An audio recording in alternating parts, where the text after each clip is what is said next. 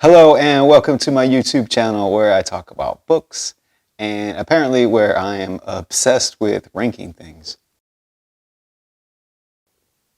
In this video, I'm going to talk about one of the best... Goodbye. In this video, I'm going to talk about one of the best writers of horror working today and one of the most successful, Catriona Ward. She has won tons of awards.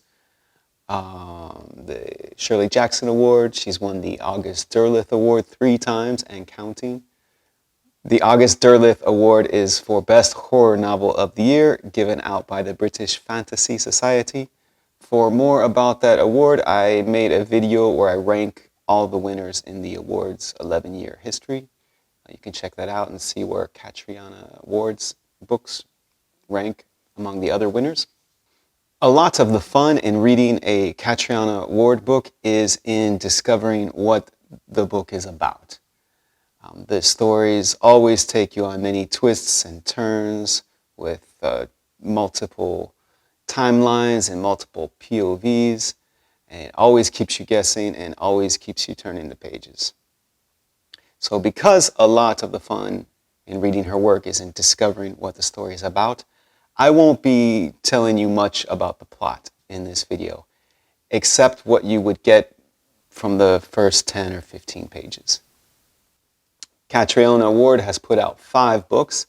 I have liked them all, so this is a tough ranking for me to do. But before we take a look at my ranking of Catriona Ward's novels, if you like books, you can help out this channel. Hit like, hit subscribe. That does help me out, and I do appreciate the help. Thank you for that. And let's start off by taking a look at her books in chronological order of their date of publication, accompanied, as often is the case on this channel, with the music of John Adams.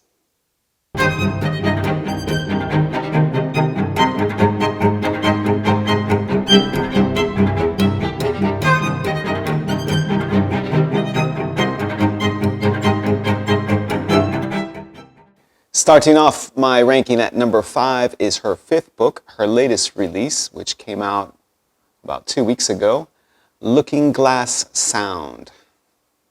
Now, just because this comes in at the bottom, it doesn't mean I didn't like the book. I did like the book. It's just I like her others more. Looking Glass Sound is set in a summer holiday town on the coast of Maine. So the sea plays an important role in this story. And I really did like the setting, which is not dissimilar from where I live in the south of France, looking out onto the Mediterranean. As per usual with Catriona Ward's books, there's many different timelines, many different POVs. It's hard to tell in this story what is meant to be real and what is meant to be fiction, which can be a lot of fun, but it can also be a bit frustrating. In fact, my one-line review for this book is so many twists, it made me dizzy. There is a potential serial killer, so there is a mystery aspect to this story. There are also characters who experiment with witchcraft, so there are potential supernatural elements to the story. Depends on how you choose to interpret it. So there is a lot to like in Looking Glass Sound. I will quote from a 5-star review I found on Goodreads, written by reviewer John Mauro. Writes, Looking Glass Sound is Catriona Ward's deeply unsettling literary horror that will lure readers in with its charming coming-of-age facade, but leave them entangled in a web of metaphysical dread. Now, while I didn't give the book 5 stars, I think that's a fair assessment of the kind of experience you can get out of Looking Glass Sound. Moving on to number 4 on my list is her 3rd novel, The Last House on Needless Street from 2021. So winner of the August Derleth Award, The Last House on Needless Street is set in the northwest of the United States, Oregon, I believe. maybe Washington. The basic setup is that during a summer holiday at a lake, a young girl is taken. So years later, her older sister sets out to try to find out what happened to her, try to find the man who is responsible for this, and maybe exact some revenge. Now, that is the setup for the story, but that is not actually what the book is about. That you will have to discover on your own. This is a lot of fun to read. I devoured it in 2 days, I think. There is like all of her stories, there are many different timelines, many different POVs. One of the POVs is from a cat with a unique personality. And the way the cat views her relationship with her human is super interesting. There is also a creepy guy. There are lots of moments of tension. And of course, many plot twists. A lot of fun to read. And Zvezda would like to say hello? Okay, Zvezda. And moving on to number 3 on my list is her second novel, Little Eve, from 2018.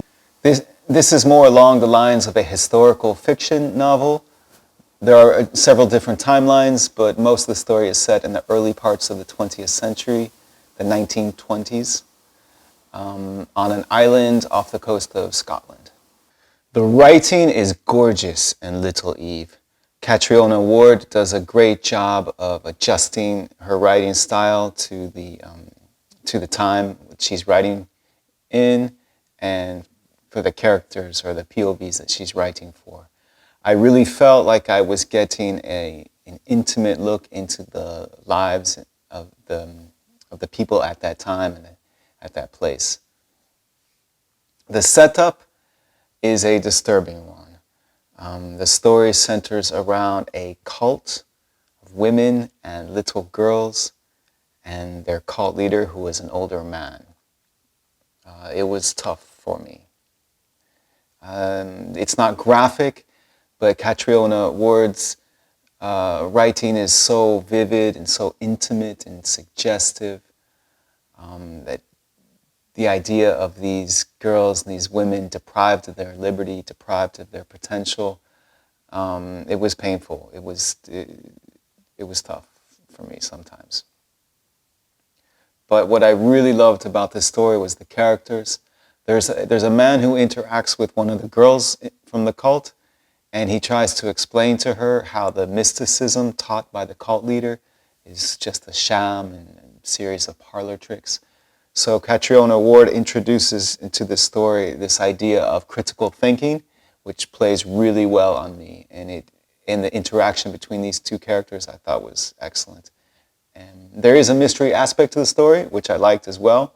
But for me, the strength of Little Eve was in the characters and the interaction among them. At the number 2 spot comes her 4th novel, Sundial, from 2022. The title Sundial refers to the name of the main character's childhood home in the Mojave Desert, which is in the United States, in Nevada, I want to say, maybe California, maybe Arizona, in that area. The majority of the story takes place there in the desert, or in that house in the desert, but the story is told with many flashbacks and different POVs. Basically, the story, or the setup to the story, is about a mother and her 2 daughters.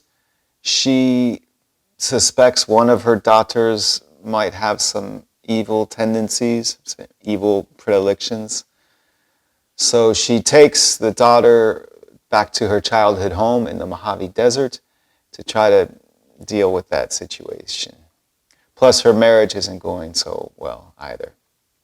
I will say that the first 30 pages or so were a bit ugly for me. The husband and the wife, they don't get along. And when you're around a couple that are arguing and going through some stuff, that's never any fun.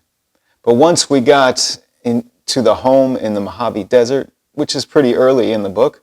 Once we got there, then the story really started rolling, and it was a lot of fun. Dark, but a lot of fun to read. I also enjoyed reading the afterword in the book, where the author explains some of the research she did for the book and where she got some sources of inspiration. That was very interesting too. Dark as well, but interesting. Which means that ranking as my favorite book from Catriona Ward is her first book, Rawblood, from 2015. Now, Rawblood was her first book. It was also my first experience with Catriona Ward, and which probably plays a role in influencing this ranking. Because objectively, Little Eve, Sundial, Rawblood, any one of those three could have been my favorite. But Catriona Ward has such a unique voice, such a singular style, that my first exposure to it was exceptionally powerful.